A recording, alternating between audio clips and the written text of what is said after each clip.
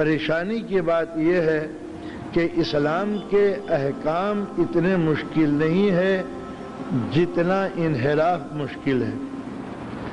سچ بولنے میں کوئی پریشانی نہیں ہوتی، جھوٹ بولنے میں بڑی پریشانی ہوتی ہے۔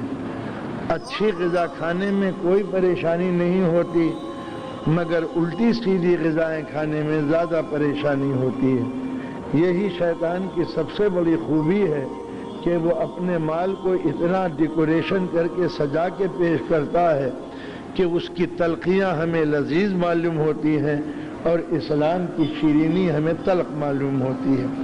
اسلام کے احکام مشکل نظر آتے ہیں اور شیطان کی روش ہمیں آسان نظر آتی ہے۔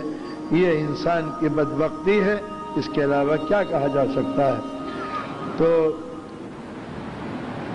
اسلام کے احکام کے سامنے اپنے بزرگوں کی روش چھوڑنا ایک مشکل کام تھا۔ میں آپ کو مثال دے دوں، گریٹ پرشیا میں جو ایران ہے اور گریٹ رومن امپائر میں جنگ چلتی چلی آئی تھی۔ ایران کے پاس ایک مذہب تھا جس کا نام تھا زرتشت، روم کے پاس کوئی مذہب نہ تھا، بت پرست تھے۔ ایران سے مسلسل جنگ کرنے کے نتیجے میں ان کو یہ احساس کمتری ہوا کہ ایرانیوں کا ایک مذہب ہے اور ہمارا کوئی مذہب نہیں ہے۔ انہوں نے صرف اس ضد میں آ کے کہ اگر تم مذہب والے ہو تو ہم بھی مذہب والے ہیں، انہوں نے عیسائیت کو قبول کر لیا۔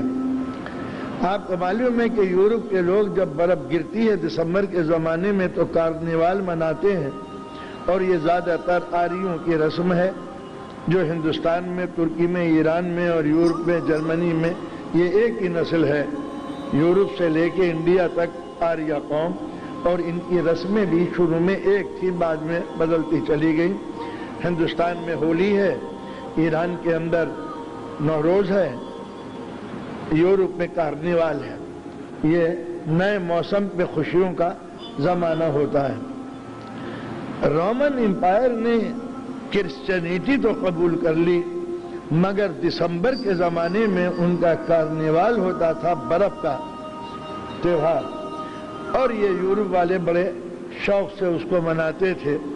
تو لہذا کرسچینیٹی قبول کرنے کے بعد اب اس 25 دسمبر کے تہوار کو کیسے منائیں؟ تہوار چھوڑا نہیں جا سکتا چونکہ اس کے عادی بن چکے تھے۔ کرسچینیٹی میں 25 دسمبر کو کوئی فنکشن نہیں تھا، تو ایک ہی صورت تھی کہ جناب عیسیٰ کو مارچ سے نکال کے دسمبر میں ان کو پیدا کیا جائے۔ تو یہ اس طرح 25 دسمبر میں جناب عیسیٰ پیدا نہیں ہوئے، لیکن چونکہ ان کو کارنیوال منانا تھا، اس واسطے انہوں نے ایک نئی چیز پیدا کی اور چرچ نے اس کو قبول کر لیا کہ اتنا بڑا بادشاہ اور اتنا بڑا سلطان اور رومن امپائر جب اس کو بنانا چاہتے ہیں تو اس میں کیا بری بات ہے؟ اس لیے کہ جو مذہب دنیا کو بدلنے کے لیے آتا ہے، کچھ مذہب وہ ہوتے ہیں جو دنیا بدل دیتی ہے مذہب کو۔ نتیجہ یہ ہوا کہ رومن کلچر نے عیسائیت کو بدل دیا اور انہوں نے مارچ کے بجائے 25 دسمبر کو انہوں نے کرسمس ڈے منا دیا کہ حضرت عیسیٰ پیدا ہوئے ہیں، جبکہ حضرت عیسیٰ کی پیدائش کا کوئی تعلق 25 دسمبر سے نہیں تھا۔ اس طرح دنیا کی رسمیں یہ بدلتی چلی گئیں اور دین میں فاصلے ہوتے چلے گئے۔ ہندوستان کے ہندو جو آج ہندو ہیں، کل یہ وہ آریہ تھے۔ جب یہ آریہ تھے تو یہ آریہ یورپ کے رہنے والے تھے۔ یہ جرمنی اور ترکی اور فرانس سے ہوتے ہوئے ترکی آئے، ترکی سے ہوتے ہوئے ایران گئے، ایران سے افغانستان گئے، افغانستان سے ہندوستان آ گئے۔ یہ آریہ قوم تھی۔ معلوم یہ ہوتا ہے کہ آریہ قوم نے مذہب کو زیادہ پسند نہیں کیا، لیکن جس زمانے میں آریہ ترکی اور افغانستان اور ایران سے گزر رہے تھے، یہ تقریباً 5000 سال قبل مسیح کا واقعہ ہو سکتا ہے میرے نزدیک۔ جس زمانے میں حضرت ابراہیم علیہ السلام میسوپوٹامیہ جو عراق کا علاقہ تھا، اس زمانے میں جہاں ان کی نبوت کا شعلہ چاروں طرف تھا، اور محسوس یہ ہوتا ہے کہ پوری دنیا نے حضرت ابراہیم علیہ السلام کو ایک نبی کی حیثیت سے تسلیم کر لیا تھا۔ جب آریہ ترکی میں اور ایران میں یا اس علاقے میں تھے تو عراق کے اندر ایک تہذیب تھی، دنیا کی پہلی تہذیب جو تقریباً 6000 سال قبل مسیح تھی، اور سب سے پہلے تہذیب جو پھوٹی ہے وہ عراق سے پھوٹی ہے۔ بابل نینوا کا علاقہ اسی علاقے کے اندر تھا۔ بابل نینوا کی تہذیب سب سے پرانی ہے، اسی میں نمرود کی حکومت تھی۔ آپ نے ملاحظہ فرمایا جس زمانے میں نمرود اور ابراہیم علیہ السلام کا زمانہ تھا اس زمانے میں آریہ یورپ سے چل چکے تھے، اور چلنے کے بعد وہ اس علاقے میں پھیل رہے تھے۔ عراق سے حضرت ابراہیم کی نبوت کی روشنی اس علاقے میں پھیلتی رہی۔ اس طریقے سے یہ آریہ بھی متاثر ہوئے حضرت ابراہیم علیہ السلام سے، اور معلوم یہ ہوتا ہے کہ ان کا خانہ کعبہ میں آنا جانا شروع ہو گیا حضرت ابراہیم کے مذہب سے متعلق۔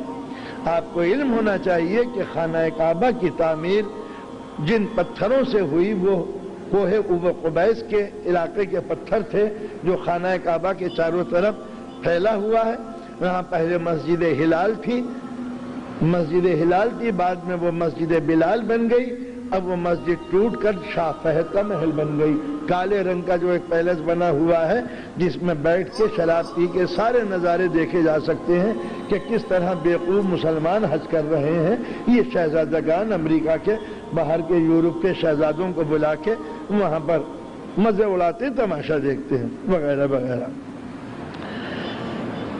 جب مکے کے اندر تہذیب کا فروغ ہوا تو مکے کے لوگ جب باہر کہیں جاتے تھے، اب ذرا توجہ سے سنیے گا، تو یہاں کا پتھر لے جاتے تھے اور زمزم کا پانی، جہاں یہ جاتے تجارت کرنے کی غرض سے پتھر کو رکھ دیتے تھے اور اس کا ساتھ طواف کرتے تھے، پانی زمزم کا چھلکتے رہتے تھے۔ جی آریوں نے جب یہ منظر دیکھا تو وہ بھی اس کے عادی بن گئے، اور جب عادی بن گئے تو جب ہندوستان کے اندر آئے تو ان کو کالا پتھر یاد آنے لگا جس پر پانی چھوڑا جا رہا ہو، تو شیو لنگ اور اس پر ٹپکتا ہوا پانی یہ حجر اسود کی یاد ہے کہ جو یہاں پر اب یہ بھول گئے بیچارے کہ یہ معاملہ کہاں سے چلا تھا اور کہاں پہنچ گیا۔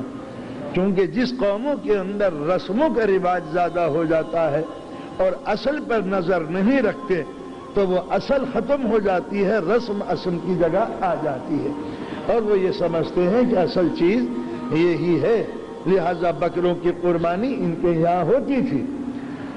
یہ ساری علامتیں اس زمانے کے اندر ان کے اندر پائی جاتی تھی۔ ہزاروں سال تک وہ مذہب پنڈتوں کے ہاتھوں میں کھلونا بنا رہا اور راجاؤں اور راجپوتوں کے ہاتھوں میں کھلونا بنا رہا۔ وہ بدلتے بدلتے اتنا بدل گیا کہ آج ان کو یہی نہیں معلوم کہ ہم رہنے والے کہاں تھے۔